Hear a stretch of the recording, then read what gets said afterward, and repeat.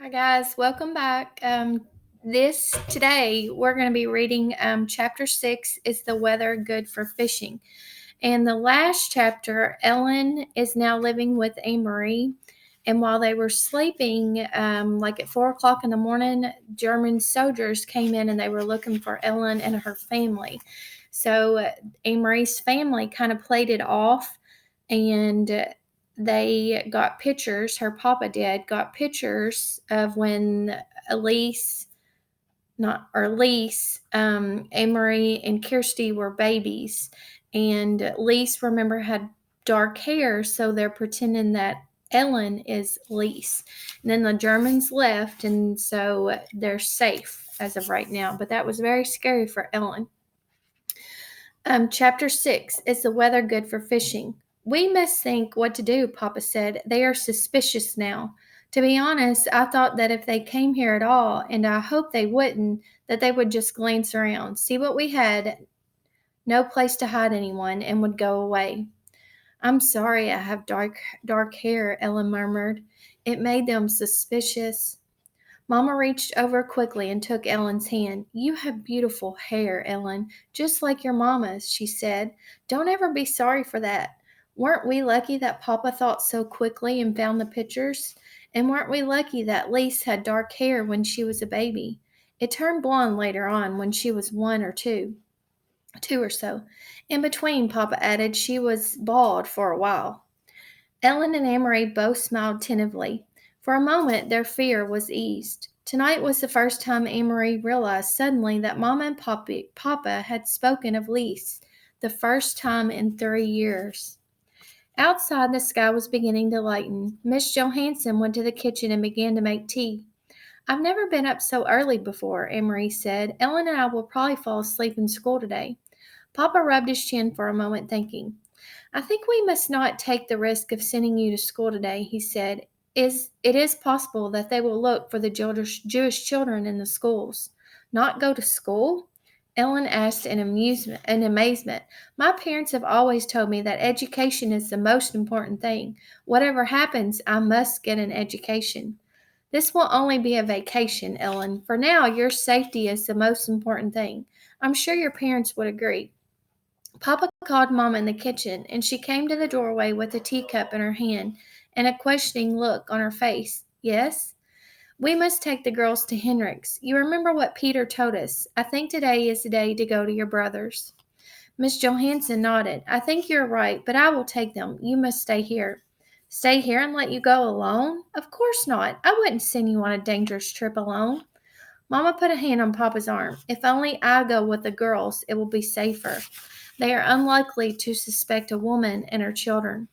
But if they are watching us, if they see all of us leave, if they are aware that the apartment is empty, that you don't go to your office this morning, then they will know. Then it will be dangerous. I'm not afraid to go alone. It was very seldom that Mamma disagreed with Papa. Amory watched his face and knew that he was struggling with the decision. Finally, he nodded reluctantly.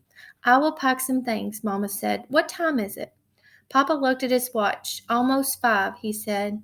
Henrik will still be there. He leaves around 5. Why don't you call him? Papa went to the telephone. Ellen looked puzzled. Who is Henrik? Where does he go at 5 in the morning? She asked. Emery laughed. He's my uncle, my mother's brother, and he's a fisherman. They leave very early. All the fishermen each morning, their boats go out at sunrise. Oh, Ellen, she went on, you will love it there. It is where my grandparents live, where Mama and Uncle Henrik grew up. It is so beautiful, right on the water. You can stand at the edge of the meadow and look across to Sweden. She listened while Papa spoke on the telephone to Uncle Henrik, telling him that Mama and the children were coming for a visit. Ellen had gone into the bathroom and closed the door. Mama was still in the kitchen, so only Anne-Marie was listening. It was a very puzzling conversation.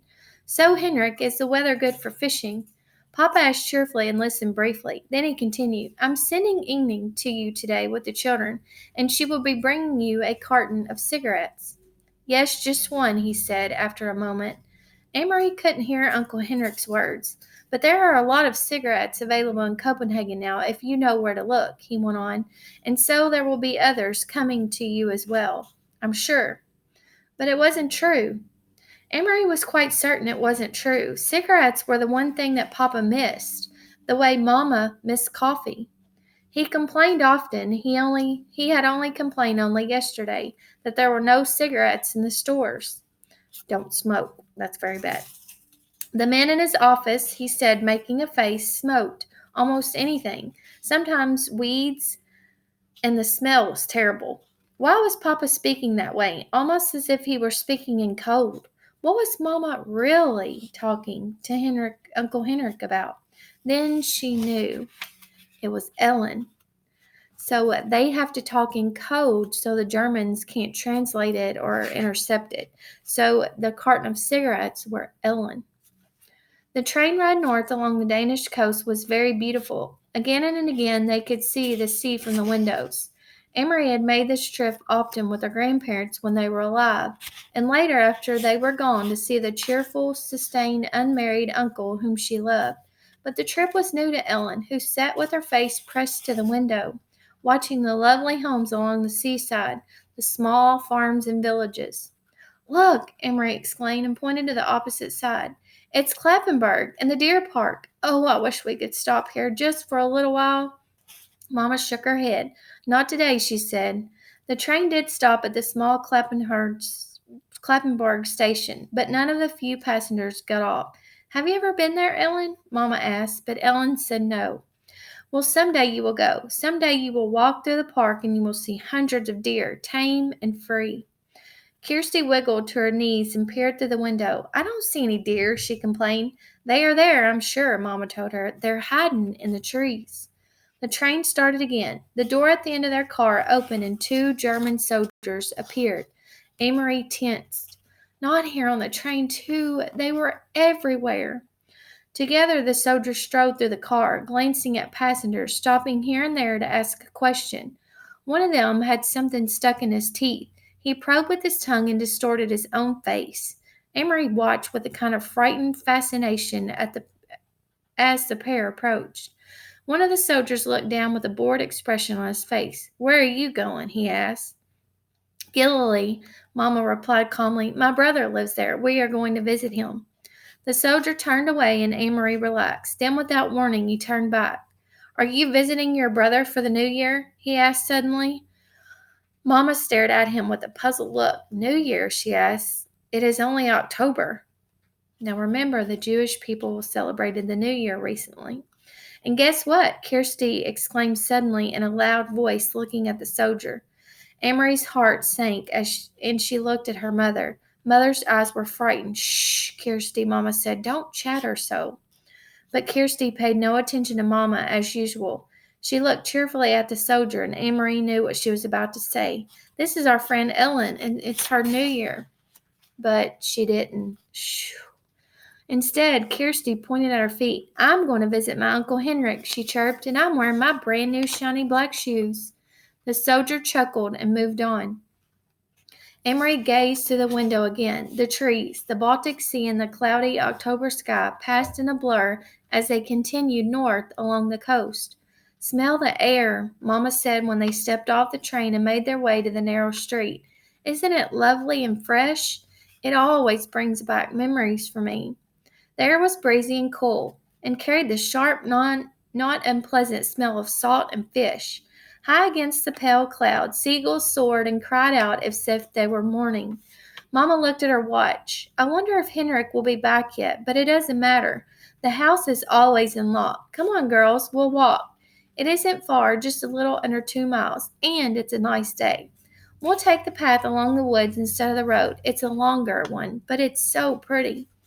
Didn't you love the castle when we went through Helensburgh, Ellen? Kirsty asked. She had talked about Kronborg Castle ever since they had seen it, sprawling massive and ancient beside the sea from the train. I wish we could have stopped to visit the castle. Kings lived there, and queens. Amory sighed in exasperation with her little sister. They do not, she said. They did in the old days, but there aren't any kings there now. Denmark only has one king anyway, and he lives in Copenhagen. But Kirsty had pranced away, skipping along the sidewalk. Kings and queens, she sang happily. Kings and queens. Mama shrugged and smiled. Let her dream, Amory. I did the same when I was her age. She turned, leading the way along a tiny twisting street, heading toward the outskirts of the village. Things have hardly changed here since I was a girl, she said. My Aunt Giddy lived there, in that house, she pointed, and she's been dead for years, but the house is the same. She always had wonderful flowers in her garden. She peered over the low stone wall and looked at the few flowering bushes as they passed the house. Maybe they still do, but it's the wrong time of year.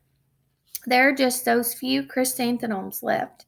And see over there, she pointed again, my best friend, her name was Helena, lived in that house. Sometimes I used to spend the night with her, but more often she came to my house on weekends. It was more fun to be in the country. My brother Henrik always teased us so, she continued with a chuckle. He told us ghost stories and scared us half to death. The sidewalk ended, and Mama turned into a dirt path bordered by trees. When I walked each morning into town for school, she said, my dog followed me this far. At the end of the path, he turned and went back home. I guess he was a country dog and didn't like town. And do you know what? She went on smiling. I had named him Tropus, faithful. And it was just the right name for him, because what a faithful dog he was. Every afternoon he was always right here, waiting for me to return. He knew the right time somehow. Sometimes as I came around this bend, even today, I feel as if I might come upon Tropus, waiting still with his tail wagging. But the path was empty today. No people, no faithful dogs. Mama shifted the bag she was carrying from one hand to the other, and they walked on through the woods until the path opened to a meadow dotted with cows. Here the path skirted the edge of the field, along a fence, and beyond it they could see the gray sea. Ruffled by wind, the breeze smoothed the high grass. At the end of the pasture they entered the woods again, and Amory knew they would soon be there. Uncle Henrik's house was in a clearing beyond these woods. Do you mind if I run ahead? She asked suddenly. I want to be the first to see the house. Go on, Mama told her. Run ahead and tell the house we've come home. Then she put her arm around Ellen's shoulders and added, say that we brought a friend. All right, guys, that was chapter 6. I made a lot of text to self connections when I read that book. Right now, we're probably missing our families, and maybe you haven't seen your grandma or your grandpa, and you miss them, and you can't wait to run to their house and give them a big hug. Or maybe that you had a vacation plan for spring break and you didn't get to go on it, so you're missing the beach. Or maybe you're like myself and we were supposed to go camping, and I wish we could have seen a lake and go fishing. So they are visiting Uncle Henrik's house, and he's a fisherman. So we will see what happens tomorrow. Bye, guys. Miss you.